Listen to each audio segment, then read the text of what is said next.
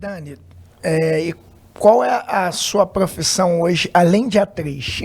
Vamos lá. Além de atriz, apresentadora, roteirista e diretora, eu agora sou palestrante também, professora da PUC. Caralho. Estou dando aula de pós-graduação na PUC do Rio Grande do Sul. Voltei para casa. Nossa, a PUC, assim, eu tenho um carinho muito especial porque foi a faculdade dos sonhos que eu tinha e que eu não tinha a menor possibilidade de estudar lá porque eu não tinha dinheiro nem para passagem para entrar na PUC. Consegui estudar na PUC, consegui pagar o crédito educativo, que eu dividi lá, sei lá, 20 anos e eu consegui pagar em 2 anos logo depois, porque eu estava na televisão, então consegui pagar o crédito educativo. Depois de muito tempo, assim, já voltando a estudar, já trabalhando com comportamento, já tendo, né, formação em coaching, que depois eu fiz formação em coaching integral sistêmico e tal, que eu queria trabalhar bastante com a inteligência emocional. Aí eu fui fazer uma pós-graduação na PUC, online, porque veio esse mundo online aí pra gente, né, pós-pandemia, e meu sonho sempre foi estudar a parte de comportamento na parte da ciência, mais profundamente falando, biologia, então eu queria muito ter feito neurociência, então consegui fazer a pós-graduação, me formar na pós-graduação de neurociência, e logo depois, eu falei, o segundo momento voltando na PUC, né, mesmo que online, assim, foi muito significativo para mim, foram 2 anos e meio total da pós. Então, foi 2 anos e meio que abriram muito a minha mente para um outro lugar, porque depois que você começa a estudar o seu corpo, o seu cérebro, você entende muito mais coisas do seu próprio comportamento e do outro. Sim. Né? E até muda-se os julgamentos, né? Do que às vezes você aprende numa coisa ali na psicologia, numa coisa de comportamento, você acha que tudo é aquilo, mas você entende que também tem a parte da fisiologia, né? Da biologia química do seu corpo e como é que aquilo tudo se mistura. E é tudo muito fascinante. Muito. E aí, depois da pós, eu falei, o que eu vou fazer com isso, né? Porque eu não fiz a pós para me tornar uma neurocientista. O que te motivou ter esse interesse por esse lado, assim? Porque de um tempo para cá, me corrija se eu estiver errado, essa coisa de inteligência emocional, isso eu acho que veio mais à tona agora, né? Pelo menos eu vejo muito hoje na mídia o pessoal falando muito sobre isso. Hoje está né? se falando mais, né? Hoje popularizou. Achar que ajudou pós-pandemia. Aí eu acho que mudou muito pós-pandemia, porque eu acho que as pessoas, de uma certa forma, estão mais conectadas do que nunca, né? A tecnologia, que é um dos meus campos de estudo hoje também, a tecnologia, o comportamento diante da tecnologia. Mas a minha busca pela inteligência emocional, por comportamento, veio dos meus trabalhos sociais. Que legal. Né, que eu já faço há muitos anos, desde o meu primeiro ano de Sandy Júnior. Que maneiro. Quando eu entendi a minha projeção, o tamanho, a importância dali, a facilidade que eu tinha, né, de acesso às pessoas, de abrir portas. Então, eu comecei efetivamente em ação mesmo, em trabalhos sociais, lá nessa segunda novelinha, né, no Sandy Júnior, já com trocas de autógrafos que a gente fazia em shopping. Eu levava o elenco todo para poder trocar autógrafos por livros e brinquedos infantis. E organizava os orfanatos, organizava ônibus para levar as crianças no cinema, para fazer apresentação, botava todo mundo para atuar no teatro também, para a gente se apresentar para essas crianças de orfanato. Então, comecei ali com doação de brinquedos e livros. Aí, conforme os anos foram passando e eu fui amadurecendo, eu entendi que eles estavam em busca de comida, não queriam mais receber brinquedo todo ano, queriam comida. Depois da comida, a demanda virou água potável. Aí, depois da água potável, eu comecei a perceber que aquilo virava uma grande bola de neve, porque a fila era maior a cada ano e as demandas eram maiores, porque agora era brinquedo, livro, comida e a água. E onde é que a gente ia parar? Até eu entender que a grande resposta para isso tudo não era mais no dar, disponibilizar, mas preparar, de alguma forma, essas crianças na educação emocional, realmente, assim, para que elas pudessem, por si só, através de cursos, especialmente através do esporte, desenvolver suas habilidades para buscar... Se preparar como pessoa. Para se preparar como uma pessoa. E, paralelamente a isso, eu fui entendendo que o trabalho não deveria ser só com as crianças, porque meu foco sempre foram as crianças. Mas que se eu não trabalhasse os adultos, os pais, o fortalecimento familiar. Não adiantava trabalhar a criança, porque ela volta para casa, volta para uma família desestruturada, começa tudo de novo, e daqui a pouco essa criança já não está mais seguindo o programa, né, de produção, seja de artes ou qualquer coisa que ela esteja inserida, ou esporte, ela não segue, porque ela depende dos pais. Né? E os pais querem rapidamente botar essas crianças para trabalhar, porque elas são moeda de troca. Né? Exato. Então, quando eu entendi isso, eu percebi que eu tinha que ter tratado da família. E aí eu fui buscar cursos de inteligência emocional e o que as pessoas que estavam no mercado estavam fazendo para obter bons resultados. Foi quando eu conheci o trabalho do Paulo Vieira, que é coach. E o Paulo Vieira, uma amiga minha falou, você vai falar do Paulo? Eu falei, não sei o que. Ela falou do Paulo. E aí ela falou, você não quer fazer um curso de imersão 4 dias? Método CIS e tal. Eu falei, porque parece que ele tratou uma escola, que é a escola que tinha maior índice de bullying do nosso país, uma escola lá na Bahia, e ele conseguiu acabar com o bullying 100% nessa escola. Falei, como que ele conseguiu? Nisso eu já estava trabalhando com família refugiada, e eu percebia que um dos problemas graves dessas crianças era quando elas chegavam em outro país e elas eram inseridas na escola. Porque o bullying era muito grande, a xenofobia era muito grande, né? Não só com as crianças do hijab e tal, mas qualquer outra nacionalidade diferente era um problema. E aí eu fui saber, eu falei, o que esse cara fez? Fui lá fazer o curso de inteligência emocional.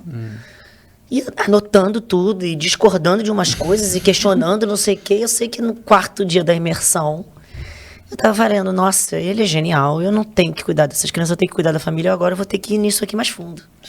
Aí comecei a estudar inteligência emocional para business, fiz a formação. Aí comecei a falar, você me formar coaching. Não que eu vou virar coaching das pessoas, mas eu preciso saber o beabá, como é que ele, quais são as ferramentas que ele usa, que eu já entendi o geral, já vi o resultado. Mas no dia a dia, como é que eu vou botar isso em ação na prática? O protocolo diário. Eu tenho que entrar nisso aqui para fazer, para valer. Entrei, mergulhei, fui lendo todos os livros que ele mandou, todas as coisas. Aí eu fui buscando outras pessoas, né? Minha mãe já muitos anos antes, né, de eu descobrir o Paulo, ela já tinha me dado um livro da Louise Hay, que é uma best-seller, é um dos métodos assim mais antigos e mais interessantes de reprogramação de crenças, de como é que você trabalha mudança de hábito. E então você vê que tudo que eu também aprendi ali dentro do Paulo é um trabalho longo que feito por outras pessoas, outros coaches, né, pelo mundo todo, que vem aplicando isso, a gente já vem obtendo resultados. Aí fui querendo ir mais fundo, entender, mas não só em termos de comportamento, como é que aquilo afeta realmente o nosso corpo, o físico. Aí fui entendendo pesquisas sobre alteração de DNA, como é que um trauma na infância altera a sua massa cerebral, a sua alteração química, a tua anatomia do seu cérebro, e como que aquilo altera até a forma como o seu DNA se expressa e se replica. O negócio é tão complexo que eu falei, eu vou ter que estudar isso para valer. É um conjunto de detalhes. Senão, como é que eu vou ajudar essas pessoas? Porque não adianta só entrar com um processo de inteligência emocional. Eu tenho que entender culturalmente como é que cada um trabalha. Porque é diferente de eu falar para um brasileiro, quando você já conhece a cultura do brasileiro, e eu ter que explicar para um árabe qual o comportamento que ele tem que ter, ou para um africano, ou para dentro daqui. É uma realidade muito diferente. Cultura muito diferente. Então, eu precisava ter uma interlocução, né, para trabalhar como uma interlocução cultural com essas famílias e conseguir explicar para eles o que eles precisam emocionalmente falando. Eu tinha que entender tecnicamente como é que aquilo estava funcionando dentro de cada um, até para não exigir um comportamento, uma mudança de comportamento de uma pessoa que tem uma questão química, que tem uma questão, né, física, realmente, que eu tenho que entender o histórico de vida dela. Cada pessoa não tem uma fórmula, né? Negócio assim, vou te explicar como você vai emagrecer. Não tem uma fórmula. Cada corpo é um corpo. Cada pessoa é uma pessoa. Cada pessoa é uma pessoa. Cada um tem uma vida. Cada um tem uma história de vida. Um hábito e assim vai. Claro, e seus traumas e suas questões, e que às vezes nem a própria pessoa está sabendo ainda qual é o trauma, qual é a questão, nem ela sabe. Então como é que eu de fora vou poder dizer para ela o que ela tem que fazer? Mas se eu queria fazer alguma coisa, eu falei, eu vou fazer, porque eu tenho acesso a tanta gente. Né? E especialmente pós-pandemia, isso virou um boom. Sim. Eu comecei a fazer umas lives todo dia diferentes, de temas diferentes. Uma sobre culinária, uma de casamento, para tentar unir o Del Match na quarentena, para ver quem é que ia dar o match naquela quarentena. E eu tinha um que era meu DNA de família, que era só com psicólogos, com psiquiatras, com religiosos, as pessoas que estavam conectadas, assim, a um outro lugar, né, de realmente querendo crescer e contribuir com o outro, né? Porque também tem um lado nosso, falo nosso porque assim, meu, da minha família e tal, que é o lado espiritual, que também me impulsiona a receber uma responsabilidade, entender que a minha profissão ou as minhas experiências e facilidades de vida não estão vindo para mim à toa. Eu preciso usar isso como uma pessoa construtora dentro do planeta, de alguma forma, né? Sim. Interessante. Então eu preciso fazer pelo outro, isso faz parte do meu propósito de vida. Então, como fazer isso pelo outro? Através da arte. Eu já levo, porque alguns amigos, né, falam, não gosto de fazer trabalho social, não. Já faço o meu trabalho como ator e a pessoa já está ficando feliz de ver aquele filme, é a minha contribuição. Sim. Ok, cada um contribui até onde alcança e está tudo bem. Sim. Só que eu sentia que é possível fazer mais. Se você tem mais informação, se você tem acesso à informação, eu não posso, eu nem durmo se eu guardar essa informação só para mim ou se manter essa conversa numa roda entre amigos, onde não vai fazer diferença na vida de ninguém. Sim. Então eu queria entender como é que eu poderia realmente ajudar os meus amigos, as pessoas que estavam ao meu redor e descobrir lá que eu precisava me ajudar. Dentro desses cursos eu comecei a perceber, gente, achei que estava tudo bem na minha vida. Eu estou vivendo aqui atropelando, um dia após o outro, sobrevivendo. E eu estou dizendo assim, por que eu também estou batendo tanta cabeça? Por que eu estou trabalhando tanto, pegando tanto ônibus? E por que eu ainda não juntei o dinheiro que eu queria? Por que eu não fiz as coisas que eu queria? Sim. O que está me atrapalhando?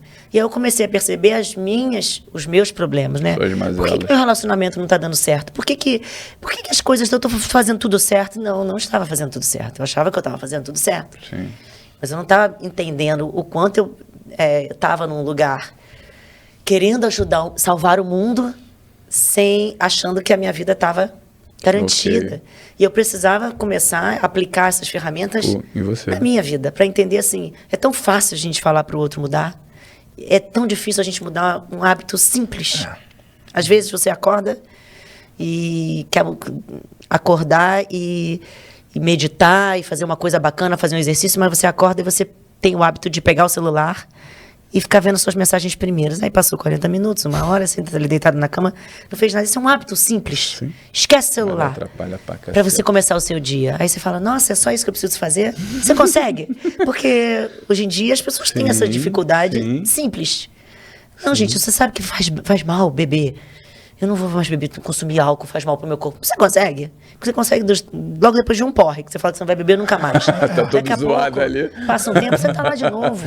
Sim. Né? Você fala que não vai mais entrar num relacionamento abusivo, passa um tempo, você tá lá de novo. Então, por que esse ciclo era repetitivo em várias questões? Eu tinha que entender isso. Aí eu falei, bom, eu vou ter que começar a aplicar isso em mim. Comecei a aplicar isso em mim. Comecei a entender como que eu conseguia mudar as relações ao meu redor. A minha relação com os meus pais começou a mudar muito. Quando eu comecei a mudar a relação com os meus pais, começou a mudar a minha vida financeira. Começou a mudar a minha vida das relações emocionais. Meu ciclo de amigos começou a mudar. Arrumar a casa. Comecei a arrumar a casa. Em todos os quesitos, assim. E aí eu fui entendendo, nossa, como que a vida pode ser mais simples, mais leve, mais organizada, e os objetivos que a gente quer, as coisas que a gente quer podem vir com muito mais facilidade. Eu falei, nossa, estou iluminada, tá tudo dando certo, estou abençoada. Aí você vê assim, não é porque de repente você passou o inferno astral. Não, você achou o equilíbrio em você. Aí o mundo te parece melhor, aí o mundo não tá um inferno, tá dando tudo errado e tá ruim para todo mundo. Não, você começa a ver aonde está dando certo para quem, aonde você começa a ver o lado bom das coisas, e quando você começa a tornar aquilo um exercício, você começa a ver que o mundo está mais positivo do que negativo. Então você começa a perceber que é a sua perspectiva. É o seu ponto de vista em relação à vida do seu amigo, à vida do seu namorado, né, dos seus filhos. E você vê que o problema era você. Isso, para mim, foi assim, descobri a pólvora. Porque é muito ruim quando você depende do outro para melhorar a sua vida. Isso é uma das coisas que ainda me deixa louca, quando às vezes um projeto, um negócio não anda, porque eu estou dependendo das pessoas. E cada vez mais eu fico refazendo a minha cabeça para entender, não é por causa do outro, é o que eu posso fazer agora, nesse momento, para mim, para minha vida, para mudar, para minhas coisas começarem a dar certo. E as coisas começam a mudar, e a sua vida faz assim, e você não entende como. Quando você olha para trás, você fala, nossa, eu fiz tudo isso, eu passei isso aqui, tá certo. Quando você vê, você está recebendo o reconhecimento que não vinha antes, porque você mudou a sua postura. Não é porque agora a internet, agora... Não é, a desculpa é você. O seu posicionamento. E em todos os fatores da sua vida. Se hoje você tem um problema financeiro, se você tem um problema no seu profissional, que as coisas não estão dando, e você vê dando certo pro outro, para você não tá dando, um problema dentro de relacionamento, tá batendo cabeça, aquilo não tá dando certo, seu filho não tá bem, tá apresentando problemas, não tá bem, especialmente assim, se tratando de crianças. Cada vez mais eu carrego dentro de mim a certeza, mediante não só todas as pesquisas, as vivências, as coisas que eu tenho observado em diferentes culturas, que os problemas que as crianças demonstram hoje não são das crianças. Com certeza. São dos pais. Cada vez mais eu tenho essa certeza. Criança ansiosa, criança com TDAH, bipolar, a não ser que esses 1000 diagnósticos que as crianças estão tendo hoje. É claro que existem doenças reais, problemas, crianças com problemas reais, mas a grande parte é culpa dos pais. E isso pra gente é um presente pros pais. É um presente, porque é um alívio tão grande. Quando eu comecei a perceber que todas as questões que meu filho aparentava, claro que eu chamo a atenção dele, tento corrigir enquanto mãe, mas a hora que eu volto pro meu quarto, pra mim sozinha, eu falo, Daniele, onde é que você está sendo agitada, ansiosa, desorganizada? Onde é que você está coisando? Porque se ele está fazendo isso... É espelho. É um espelho.